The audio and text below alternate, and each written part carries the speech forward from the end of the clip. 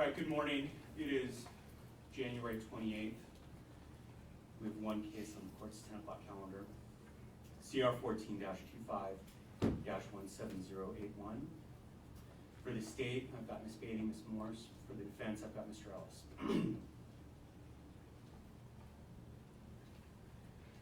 On November 12th, 2025, the defendant pled guilty to count 1, murder in the first degree, count 2, assault with intent to commit murder, count 3, misdemeanor cruelty to animals, and count 4, which is a sentencing enhancement for use of a deadly weapon in the commission of a felony. The court accepted the defendant's guilty pleas, ordered a pre-sentence investigation report, and set the matter over for sentencing. On December 8th, the court signed an order for 1925-22 psychological evaluation. On January 6th, the court received a copy of that psychological evaluation. On January 15th, the court received a victim impact statement from Crystal Thompson. On January 21st, the court received a copy of the pre-sentence investigation report. On January 23rd, the court received the defense's expert witness report from Dr. Jill Conity. And on January 27th, the court received the victim impact statement from Lucian. Ms. Beatty, has the state received all of these sentencing materials? The state has, Your Honor. Thank you. Mr. Ellis, has the defense received all these sentencing materials? Judge, the defense has, and we have reviewed them together. Right, I had a discussion with counsel in chambers. We have media in the courtroom, and so I wanted to discuss the media in the courtroom before we began. Looking at the position of the courtroom cameras, importantly, the cameras cannot capture any of the notes or personal effects of the attorney's laptop screen at counsel table. I think that was probably the most important thing that we needed to discuss. Otherwise, Ms. Beatty, is there any portion of the hearing that Crystal Thompson would like not to be recorded? Just one moment, Your Honor. No, Your Honor. Ms. Thompson is fine with the entire thing being recorded. Okay. So the court is going to permit audio and video recording of the entire proceeding, including Ms. Thompson, her statement, her person, when she makes her victim impact statement. I believe she's making a victim impact statement. And that's a slight deviation from what would normally be expected. All right, so the cameras can begin recording. Judge, there was one more issue, if you don't mind, Yeah, with respect sorry. to the demonstrative exhibit. I spoke to Mr. Cornish. He is comfortable having it shown during the entire sentencing as opposed to having it turned over during my portion. Just to put it out there, I'll let the court make that decision. All right, that's fine. Ms. Beatty, there's no objection from the defense to the state's exhibit being displayed, so that's up to you. Thank you, Your Honor. How you wish to display that exhibit. All right, is there anything else we need to cover procedurally before we begin? Not from the state, Your Honor. Not from the defense, Your Honor. Okay. We're going to begin with victim impact statements. Then the state will make their sentencing argument, the defense will make their sentencing argument, and then allocution, and then the court will pronounce sentence. Ms. Beatty, are there any in-person victim impact statements? There is one, Your Honor, and that is Crystal Thompson. Ms. Thompson, come on up.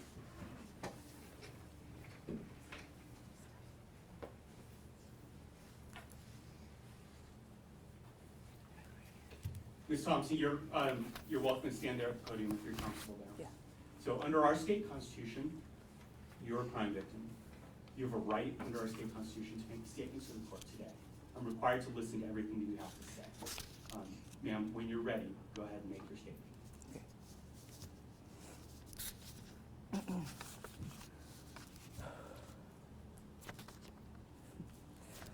Okay. Onyx was my only daughter. She was one of the most vivacious and forthright individuals I have ever met. She was bold, fearless, and full of life. She loved her family deeply, especially her brothers. Even when she was very young, she would strike up conversations with total strangers and show genuine concern for everyone she met. She was extraordinarily kind and always willing to go out of her way to comfort others when they were hurting or scared. That was who Onyx was. She was a light in this world. Your Honor, the death of my daughter and the attempt to take the life of my son, Lucian, has permanently destroyed what family means. The defendant and I created these children together. I believed in our shared vision for our family. I had no doubt that the defendant was someone that I could trust to protect our kids.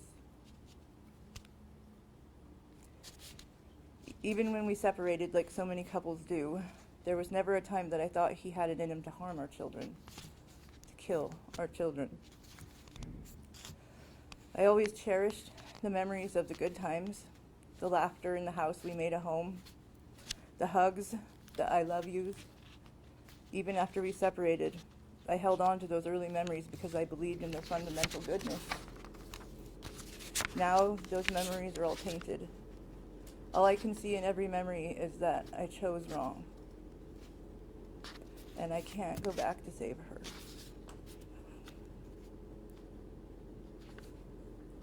I cannot extract the excruciating pain Lucian is forced to endure, having lost both his sister and his father that terrible day. His future is plagued with this devastation, and it will impact every breath he takes for the rest of his life. My autistic son, Rain, and Onyx were very close. I can't put into words the difficulty I experienced when I had to tell him that his sister was dead. It was the hardest thing I've ever had to say. And Rain asks for her every day. He remembers that Onyx is gone, yet he seems to hope the information was a dream and that I'm going to say that she's fine. But no, the tragedy is real, and every day I see his heart break all over again. He doesn't understand entirely what death is, but he knows he will never see Onyx again. Your Honor, my children are everything to me. All of them. I am struggling to get through every day. Sometimes the reality hits me like a truck to my chest and I can't breathe. It's hard to get through my shifts at work, hard to sleep, hard to wake up, and hard to simply exist at times. Onyx deserved to grow up. She deserved to live the bold, compassionate life she was already living at such a young age. She deserved a future. My sons deserved their sister. I deserved my daughter. I respectfully ask the court to consider the full weight of what has been taken from us. Not just Onyx's life, but the devastation inflicted upon every single day that follows for the rest of us left behind.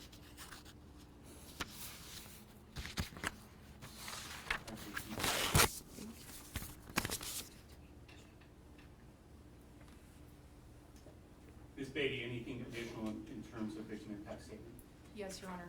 Ms. Morris will be reading Lucian Cornish's victim impact statement. He's not present today. All right, Ms. Morris, when you're ready. Thank you, Your Honor. I want to start by saying that the day my sister died was the day that I didn't feel a spark anymore. There isn't a day that passes that I don't think I could have done something different. Save my sister? Maybe. But it's going for a man who always told me to protect her. I wake up almost every day feeling like getting up is the hardest thing. I can't even go to school some days. Sometimes I have visions of my own father actually pulling the trigger. I get huge waves of dopamine, anxiety, and fear. Hits me like a truck at least once a day. When I struggle with these feelings, I can't help but think my dad's selfish. But something that I can't get out of my head is that someone would kill someone they love for their own selfish gain. That is the most cowardly decision I have ever seen. Because I still have a life, a future, and goals, why would the person who is supposed to show me what a man is do that to me? Signed, Lucian Cornish. And then he wrote a quote, "Suicide is not the end of things getting worse. It's the elimination of things possibly getting better." right, thank you, Ms. Mers. Ms. Beatty, when you're ready. Thank you, Your Honor.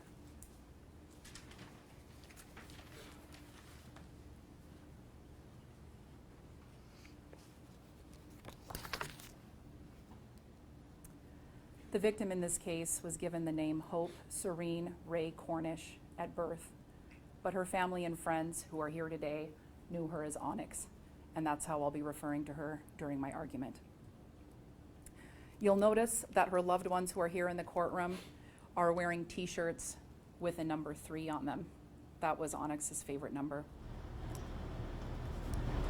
On the morning of December 10th, 2024, the defendant, Delbert Cornish, walked into the Sports Authority in Nampa and purchased himself a 9mm handgun.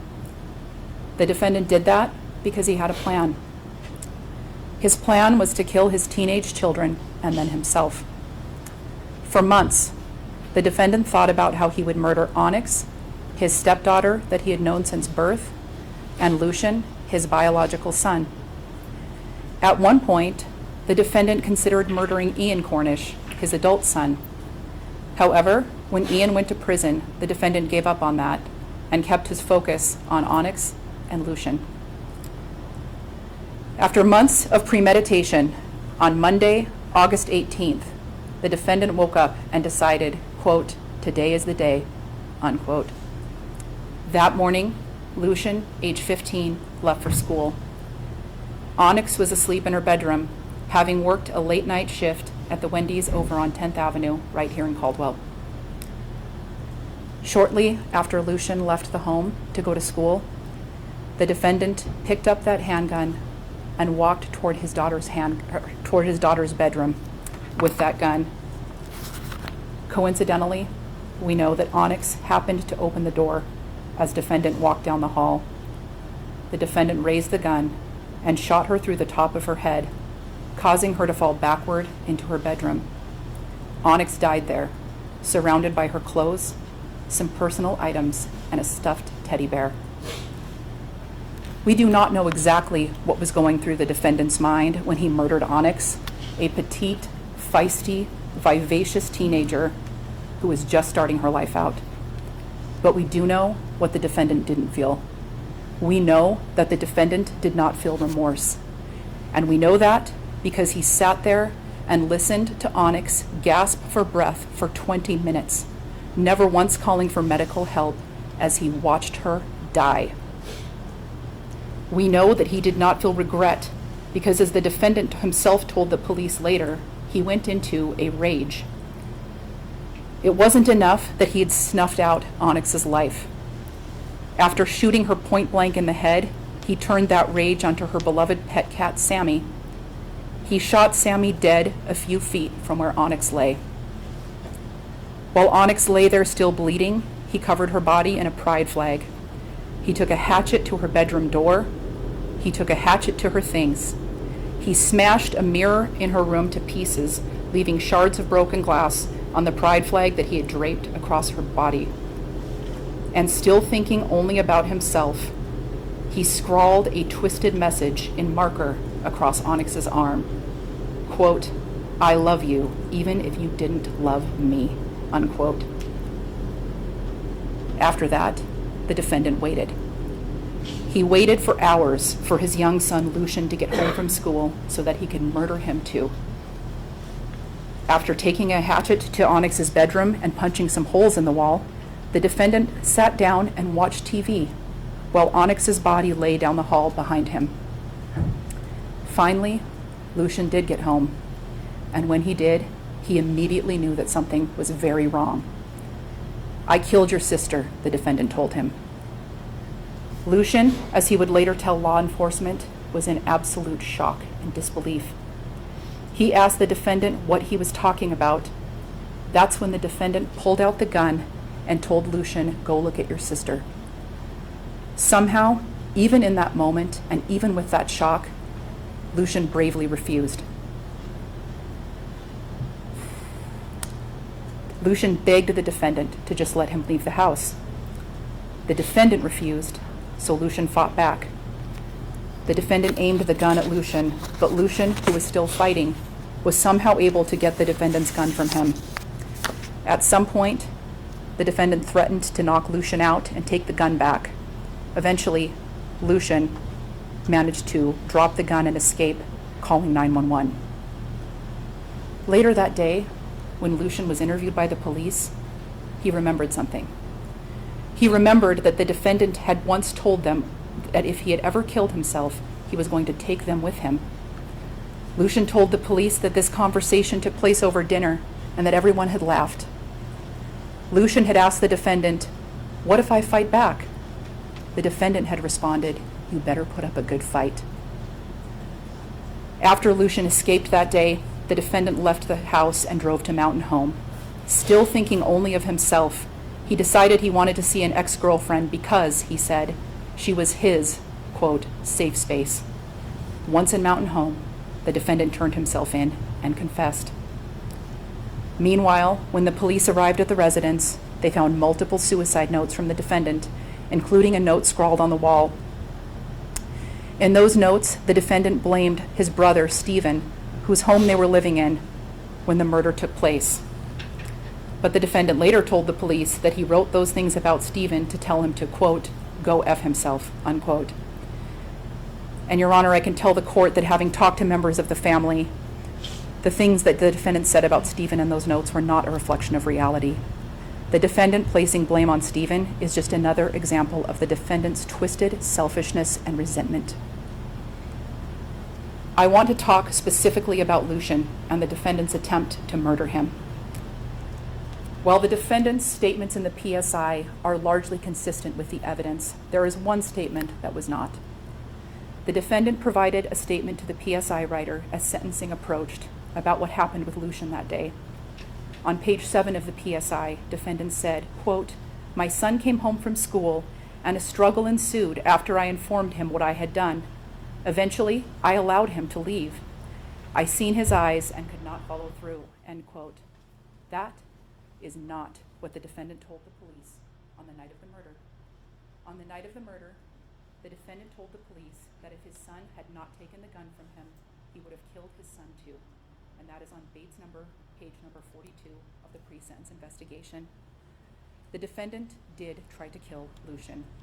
Lucian remembers every searing detail. The defendant admitted it the same day, and he pleaded guilty to it. His desire to minimize it now is totally unsupported by all of the evidence in this case. I also want to talk about the effect this has had on Lucian. Lucian stated that he listens to music with one headphone off because he thinks he still hears his dad's voice, and sometimes he thinks he hears the sound of Sammy the cat's bell. When Lucian was interviewed by law enforcement, he described his fear that the defendant would come looking for him, as though Lucian still being alive was unfinished business for the defendant. In his own statement that the court heard, Lucian poignantly writes, "I can't get out of my head that someone would kill someone that they love for their own selfish gain." So the question is, what should the sentence be for this defendant who committed the ultimate atrocity? What should the sentence be for the murder of one child and the attempted murder of another, so senseless, cruel, cowardly, and callous? The answer to that question is clear: life without the possibility of parole. I am not going to belabor the factors set forth in Idaho Code 1925-21, because that statute deals with whether probation or prison is appropriate, and of course in this case, prison is the clear outcome. But there is one portion of that statute that I would like to direct the court's attention to, and that is the portion of the statute that discusses crimes that are so heinous that any lesser sentence would undermine the severity of the offense. And in this case, anything short of life without the possibility of parole would undermine the severity of the offense. I also want to address the two Hill factors. The first, of course, is protection of society. The defendant committed one of the worst crimes imaginable: the homicide of an 18-year-old and the attempted homicide of his biological son. It is difficult to imagine a more dangerous crime or a more heightened need to protect society. This was not a one-off. The defendant planned this murder for months. I also want to be clear about something, Your Honor. A mitigation report was filed in this case, but the defendant's suicide attempts with these facts are not mitigating. Undoubtedly, the defendant is depressed, and clearly he has been suicidal throughout his life. That is clear from the mental health evaluation, from the PSI, and even from the mitigation report, and even the evidence in this case as well. But it is not mitigating. The defendant's depression and desire to kill himself has long been intertwined with his homicidal desire to harm others. There are ample references in the materials before this court regarding an incident that took place the night that the defendant married his ex-wife Pauline many years ago. That night they got into an argument and he threatened Pauline with a gun. And then, of course, there is this incident, not a one-off, not an impulsive decision, but the culmination of months and months of planning and premeditation. It is also worth noting that the defendant, in a jail message a full month after he murdered Onyx, was discussing Onyx's mother, Crystal, with an individual that he was talking to. Quote, "According to her, I manipulated her and everyone to make people feel sorry for me," unquote, the defendant wrote. Quote, "I should have put a bullet in her," unquote. The defendant may have told the mitigation expert that he regrets what he did now, but his own words in the jail, sitting there with a month of forced sobriety, a month after this homicide and attempted homicide, that speaks volumes. According to the defendant himself, he should have put a bullet in yet another individual. Protection of society demands that we look at the defendant's conduct, past and present. Deterrence is the next two-hill factor, both general and specific. General deterrence, I won't belabor. Of course I don't have to tell this court that murder requires general deterrence. The sentence in this case should send a message that there are some crimes that society will not tolerate, and this is one of them. But I do want to talk very specifically about specific deterrence, because this specific defendant is not just a threat to society as a whole, he is a specific threat to actual identified people, his family members. He previously threatened a family member with a gun. Now he murdered another family member and attempted to murder a third, and he sits in jail saying he should have put a bullet in a fourth family member. He is clearly a grave threat to Lucian, and his statement that he should have killed Crystal makes him a threat to her too. These are real people, and this court can protect them. The only way to ensure specific deterrence is to keep the defendant from ever having another opportunity to murder or hurt another one of his family members. Possibility of rehabilitation. The defendant does not appear to the state to be someone who could be rehabilitated. His thoughts of harming himself and others have been a consistent pattern throughout his whole life. The defendant, after a month of forced sobriety in the jail, mused that he should have shot someone else. That speaks volumes about his ability to be rehabilitated. Finally, punishment. There is no punishment harsh enough to be proportionate to what the defendant took when he murdered Onyx. The closest this court can come to any type of appropriate punishment is life without the possibility of parole. Delbert Cornish should wake up behind bars every day for the rest of his life. That still isn't enough, but it's the closest this court can get to true justice. Before I conclude my remarks, I would like to briefly address the no-contact order and restitution. The state has submitted a no-contact order that is modified to remove Stephen Anderson. Stephen Anderson is the defendant's brother, and he has asked our office to have some contact with his brother. Under these circumstances, he does not believe his brother can harm him, and he loves his brother and would like to speak to him. So we are not objecting to that and have submitted an amended no-contact order.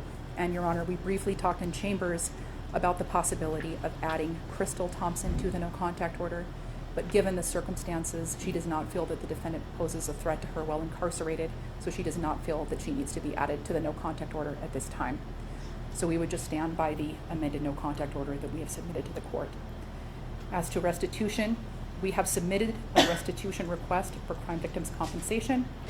but we would also ask the court to leave restitution open for another 180 days in an abundance of caution.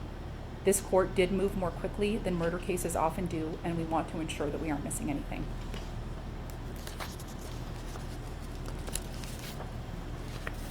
I would conclude, Your Honor, by saying that one of the most difficult things about homicide cases is that when a precious, bright, and irreplaceable life like Onyx's is snuffed out, there is no sentence that will bring her back.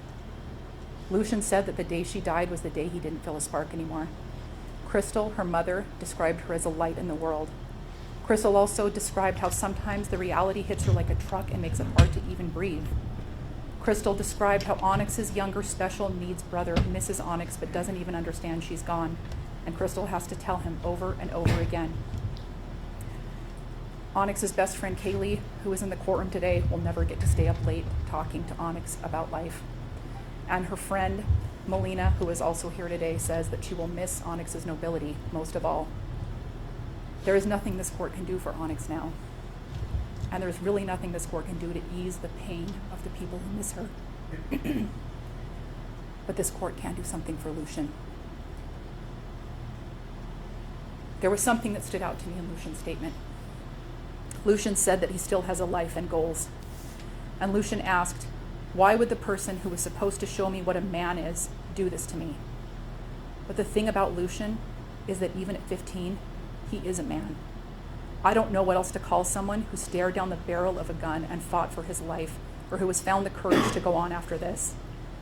I've been doing this job a long time now, and I've had the privilege of seeing human beings do incredible things against incredible odds. But what Lucian did that day was above and beyond courage. Lucian might be a young man, but he's one of the bravest men that I've ever had the privilege of meeting. Even with all that bravery, though, Lucian should not have to live the rest of his life wondering if the defendant will come after him someday. This court has the power to give Lucian some measure of justice. This court has the power to give Lucian certainty that he never has to worry about the defendant getting out, that for the rest of his life, he never has to worry that the defendant will come find him as unfinished business. In this case, Your Honor, the closest we can get to justice is life in prison without the possibility of parole. Thank you.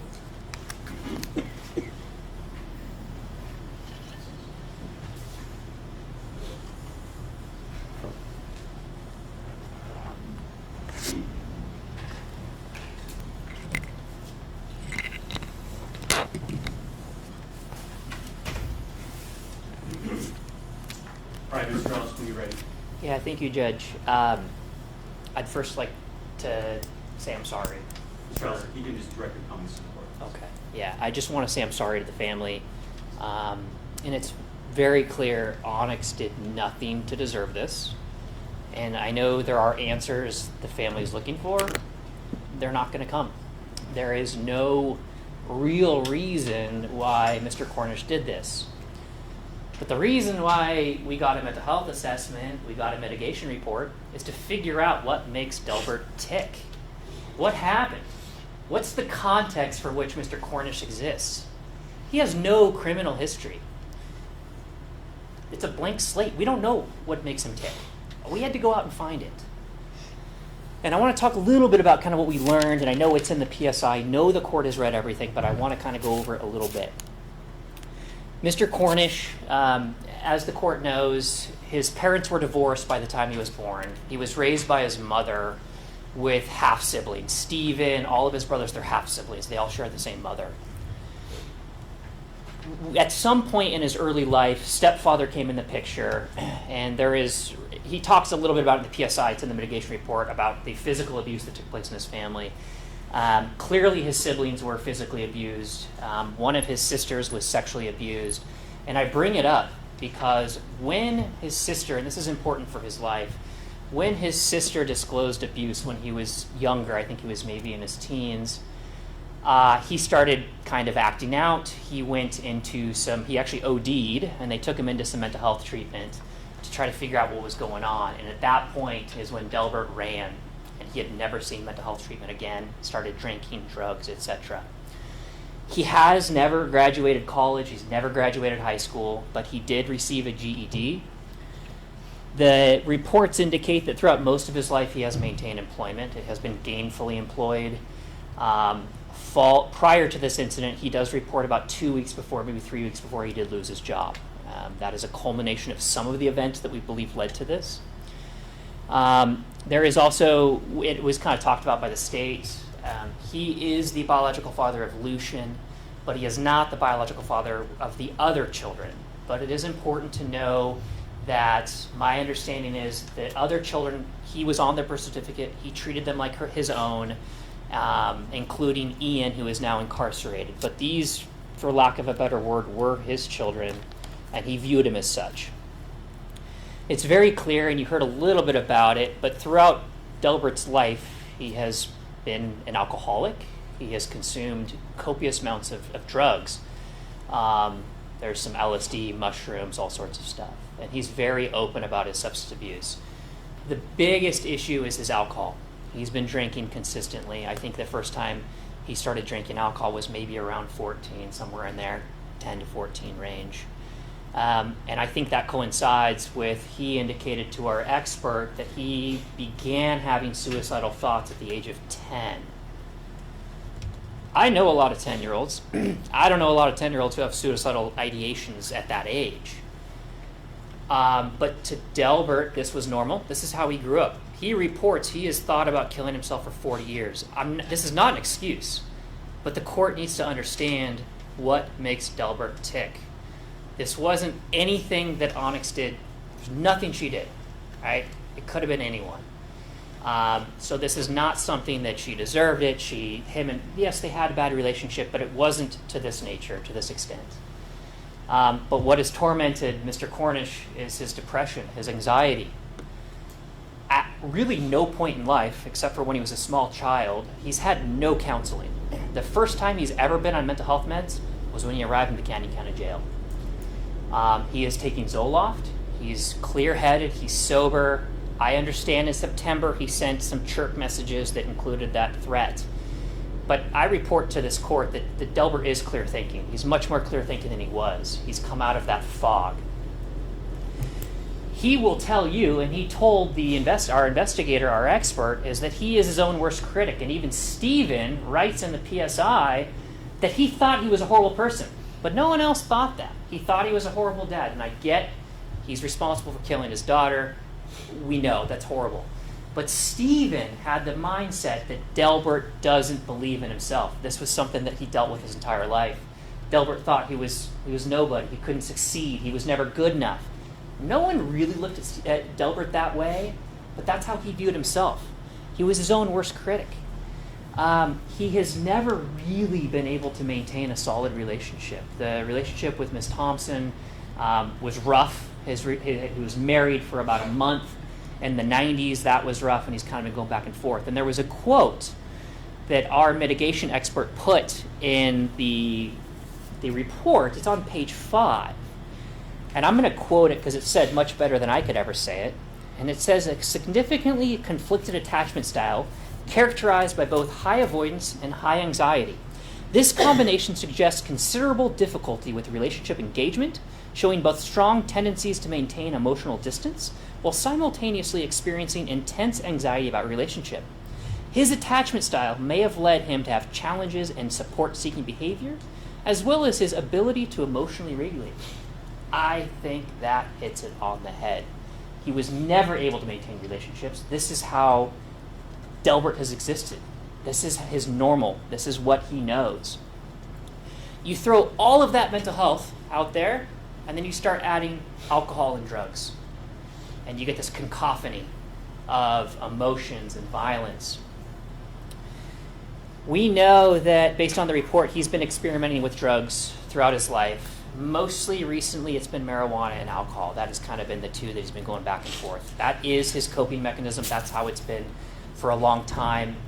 And in fact, I gather the last day he was drunk at the time this happened, so that would have been the last day he consumed alcohol. He has been sober since then. So I know the judges, you've read everything. It's all there. What I really want to get about is a couple things that were mentioned and kind of what makes Mr. Cornish tick. There are zero excuses for what happened. And I want to make that clear. Not only am I making that clear, so is Mr. Cornish. And I know that, and I respect why the state said it, but they had said he was maybe not, he was minimizing what was said based on what was said in August versus now. Well, he admits he had consumed a half a gallon of whiskey. So when he was confronted, or when he called the cops, because what had happened is he went to his ex-girlfriend's house. After he killed Onyx, he waited, he consumed alcohol. That rage after that killing is what is the result, I'm sure the court's seen the pictures of the hatchet in the door, the things being broken. And he drank and drank and drank until Lucian came home. And there's what he said in September or August is, well, you know, if I was going to kill Lucian, I would if he didn't take the gun away. Probably. I mean, Lucian was able to retrieve the magazine from the gun and it was not operable. However, what Delbert will tell you is after this all happened and Lucian came home and I wanted to kill him, after I saw his face, I couldn't do it. I didn't chase him. Delbert never chased him out of the house. Delbert just let it go. And I think it's important to say, yes, there were words that were exchanged. He did point the gun. I think there's even an allegation a gun might have been fired at the floorboard of the home. But he realized in that moment what had happened. The light had turned on, and Delbert fled. He went to his girlfriend's house, and she immediately, based on his instructions, called 911. It was immediate. And he waited, surrendered, and he gave a full confession at the time he was arrested and back in an interview room. I know it's hard to understand this, Judge, but I do submit to you that Delbert did love his children, and that includes Onyx. It is a weird dichotomy, and I cannot put myself in Delbert's position to fully understand what made him tick. It is a weird mindset, and the state kind of talked about it, but I think he was afraid. His mindset, it didn't make sense, was if I'm not here to take care of the children, no one else is. It's a demented mindset, but that was his mindset, is I'm doing this in some way to protect the children. And obviously, we don't solve problems that way, we know that, but that is what was going on with him at that point. Delbert is incredibly remorseful. And the reason why I know he's remorseful, two things. One, he pled guilty the second he could. And two, one of the PSI writers asked him what the appropriate sentence would be. He gave a response. His response first was death. That's the appropriate sentence. That, to me, sounds like someone who's remorseful and not minimizing. His next response was life. He knows that he deserves to be punished for this. There is no excuses, and he is remorseful. And in fact, you only saw a snippet of his church messages. There's hundreds where he does express remorse and sadness about what happened. It doesn't take back the life of Onyx. It doesn't take back the trauma that Lucian has suffered, and certainly the cat that was shot. But I don't want the court to go into the sentencing thinking that he is not human and he doesn't have emotion, because he does. And he knows he screwed up. He's going to have to take a stiff sentence. And this is the hardest part. This case sucks for everyone involved. The hardest part, what the state is saying is, what is an appropriate sentence? You know, we look at past cases, what judges typically do. This case is a little different. It's not a gang shooting. It's not typically what we see here. It was an innocent individual who was killed. I don't disagree with any of that. The question is, how do we go about Delbert? Are we going to look at rehabilitation? Is it just about retribution? And my thought is this. I understand fully why the state is asking for fixed life. This could have been a death penalty case. I get it. He's right now 51 years old. If he went away for 25 years, he's not eligible until he's 76. If he went away for 30 years, he's not eligible for parole until he's 81. Mr. Cornish is not in good health. Effectively, likely any sentence this court is going to give him might effectively be life, whether it's a fixed life or not, because of where he's at. And of course, the parole commission may not let him out. My request today is that the court impose 25 years fixed, followed by life indeterminate. That would give Delbert enough time to serve his time, get treatment, and have the potential of being paroled for a couple years at the end of his life. I know the prospects of a 76-year-old or an 81-year-old getting out of prison and trying to start a life is slim to none. But sometimes that light at the end of the tunnel does a number for the defendant when they're in custody. Being incarcerated with no light, it's a tough pill to swallow. And the reason why I'm bringing it up, and the court knows, but sometimes I think it's important to show, I worry about the guys who go with a fixed life, that he's going to have nothing to worry about and it's going to be a problem in jail or in prison. He has not been a problem. I don't think he will be. The conduct assessments were flawless. He has had no issues at all. But I want to give him something to potentially look forward to. Some reason why he's going to conduct all the treatment he needs. Some reason to do all the mental health treatment. Some reason to actually contribute while he's in there and give back. So I'm asking the court for 25 years plus life. A couple other things I wanted to mention. So with respect to the restitution, I've seen the request, I've not seen an affidavit, no objection to leaving it open for 360, totally fine, no problem. NCO, with respect to Lucian, we don't want it in place, but there's nothing we can do about it. I understand it's going to stay in place. With respect to Ian, now Ian is the son who is currently serving a prison sentence. Ian's sentence satisfaction is 2039. I don't know if he'll be paroled prior to that. Our request is that he can have limited contact upon Ian's release while Delbert is in custody. I don't think IDOC would allow inmate-to-inmate communication. I'm not positive. But following Ian's release from custody, if we could have written or telephone communication. The other issue is with Lucian.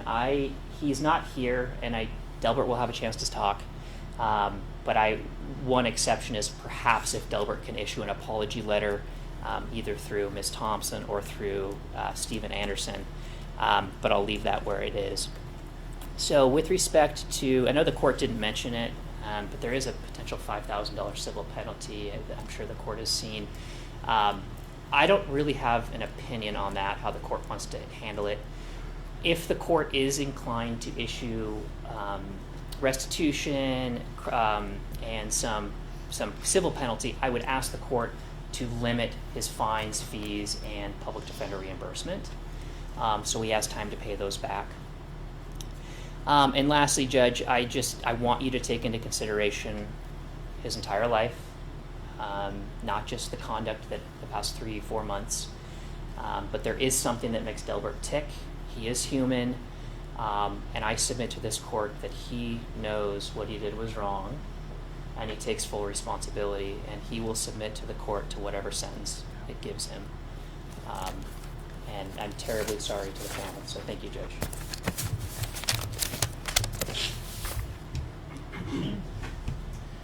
Thank you, Mr. Ellis.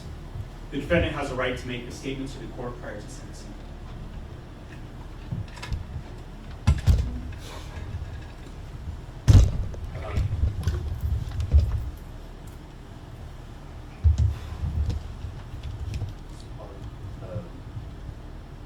First thing I'd like to apologize to the LGBT community about the slur that I wrote. I didn't mean to offend anyone. I supported and honored my daughter's lifestyle choices with an open heart.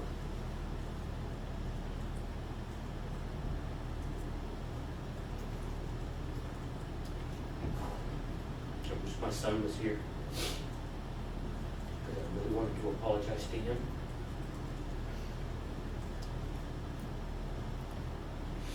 And Mr. Ellis is right. Once I saw his eyes, I couldn't do it.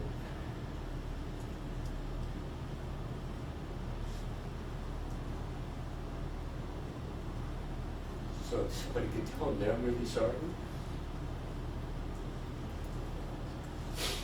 And I hope he wants to talk to me one day.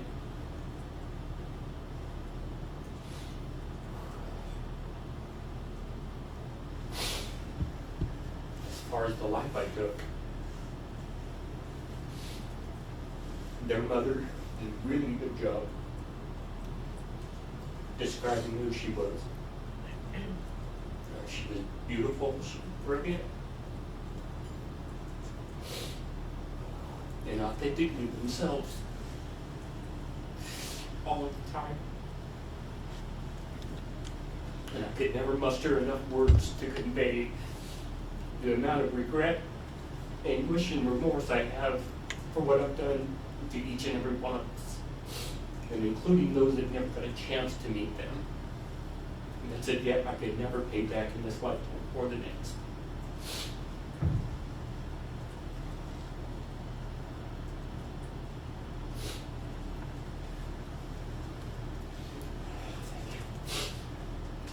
Mr. Ellis, any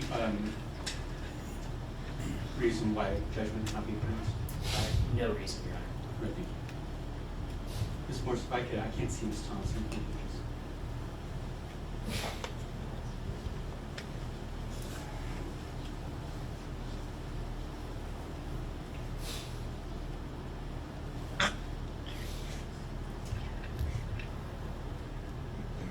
Ms. Thompson.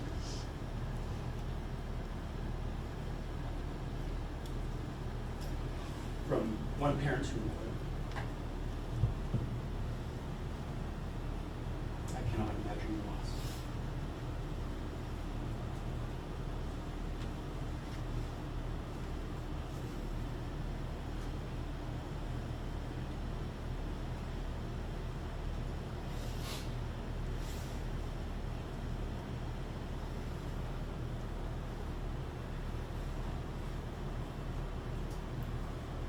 It is immeasurable.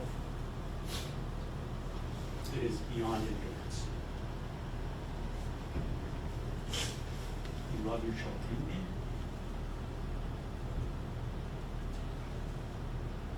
What parents do for their children is they do the impossible.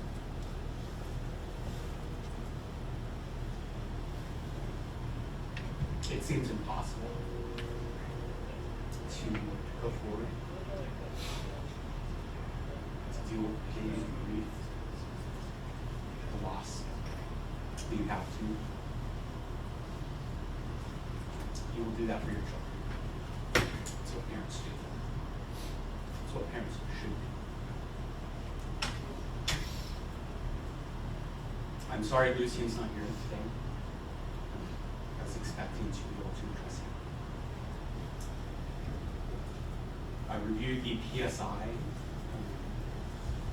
prior to his victim impact statement. The state's comments and Lucian's own comments cover a lot of what I was going to say tonight. It is conventional wisdom that young men need a strong father figure in their lives. If they don't have that, it makes it more difficult to grow and mature into an adult.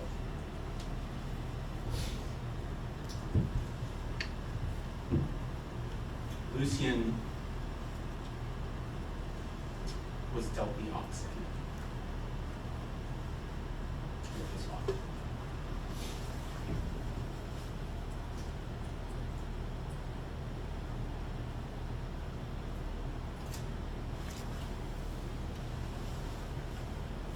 He will have to be the exception when it is possible.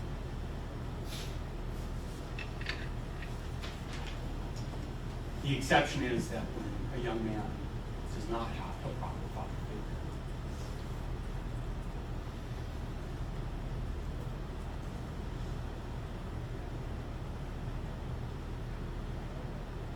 that he will understand that, and he will commit himself to becoming a good man, despite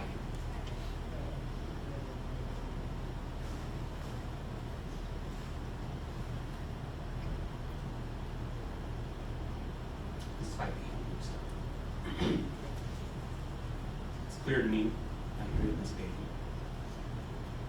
that Lucian is an exceptional man.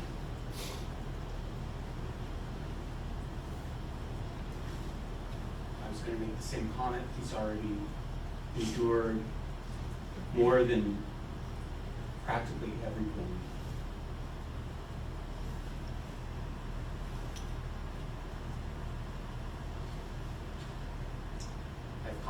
him. Please communicate.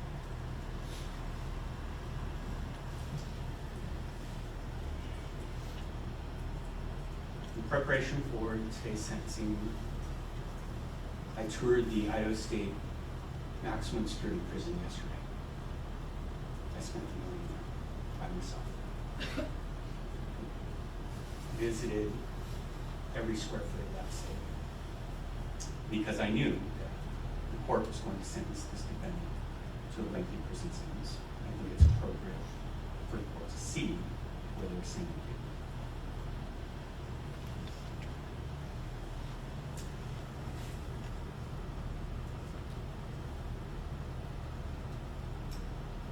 The cell that I visited was a few square feet. It was entirely concrete and steel. It was a thick metal sliding door. A smaller metal door in the middle. Every inmate that I saw moving from one place to the other was handcuffed behind their back and had 2 guards escorting them. When they were returned to their cells, the doors closed. They have to back up to the cell and they're unhandcuffed through that small door. When the inmates that I saw left their cells, they were placed in a central room in a cage by themselves.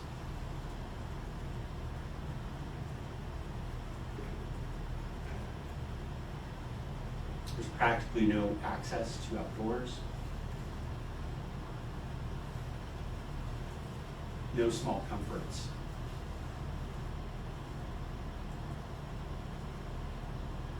A totally solitary existence. Completely surrounded by hard, impersonal materials. It was unpleasant to be there for a few hours.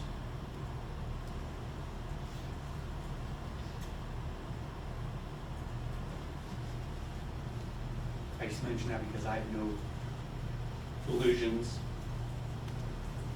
about where this defendant will be spending his time. There is no comfort. He will be alone with his thoughts.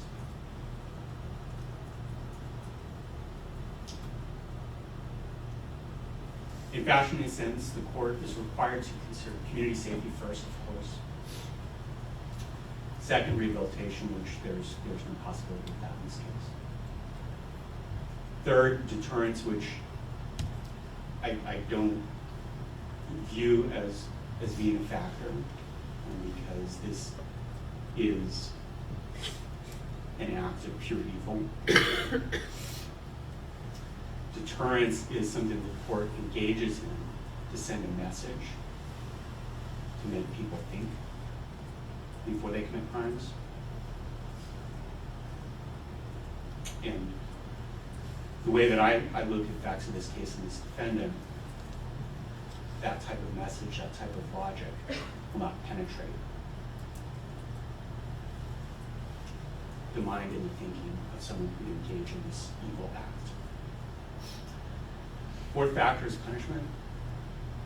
There are several cases that come in front of this court where punishment is the least important factor, where the court is attempting to intervene in someone's life to help them improve, to have a better life. And the court really is not seeking to punish. This case is the unfortunate, very rare exception where the court's sentence is determined almost entirely by punishment.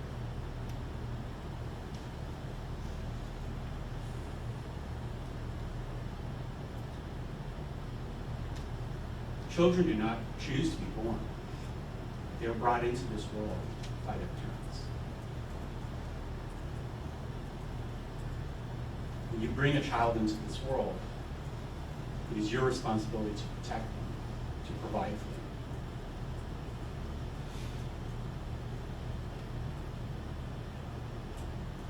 this defendant was unhappy with what his life turned out to be. He has what I perceive to be a sense of entitlement. He thinks for some strange reason that the world owes him. And he hadn't received from the world what he expected to just passively receive. And that angered him. Instead of handling that on his own and dealing with his own disappointment, he decided to commit the most evil act that you could think of. Murder a beautiful, young, innocent person. And attempt to murder his own son.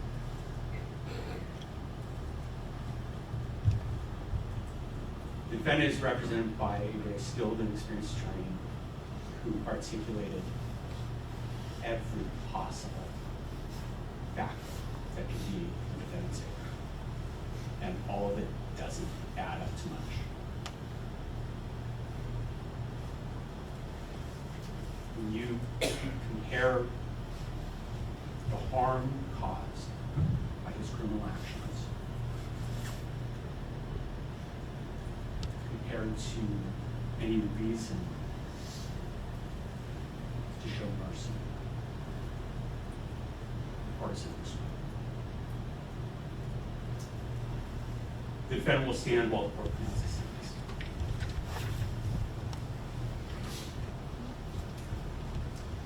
On count 1, murder in the first degree, the court sentences the defendant to life in prison. That sentence will be fixed and it will be imposed. The defendant will die in prison. The court imposes court costs and lifetime no contact order with his son. The court will reserve restitution for 360 days.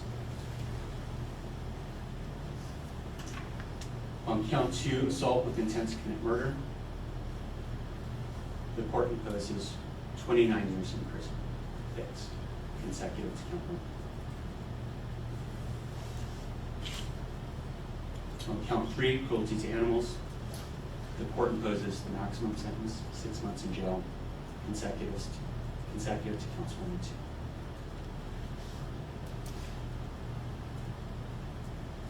The court will order the defendant to submit a DNA sample and a right thumbprint impression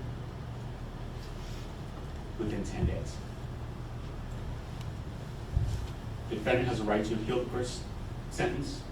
That appeal must be filed within 42 days. The defendant has a right to file a Rule 35 motion. That must be filed within 120 days. The defendant has post-conviction rights. Those expire 1 year after the expiration date of his direct appeal rights.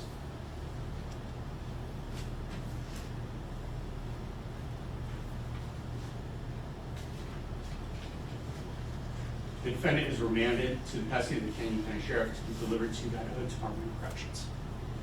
He will remain there until he passes this earth. If there is a God, perhaps God will have mercy on his soul. The state of Idaho does not. Court is in recess. Please rise.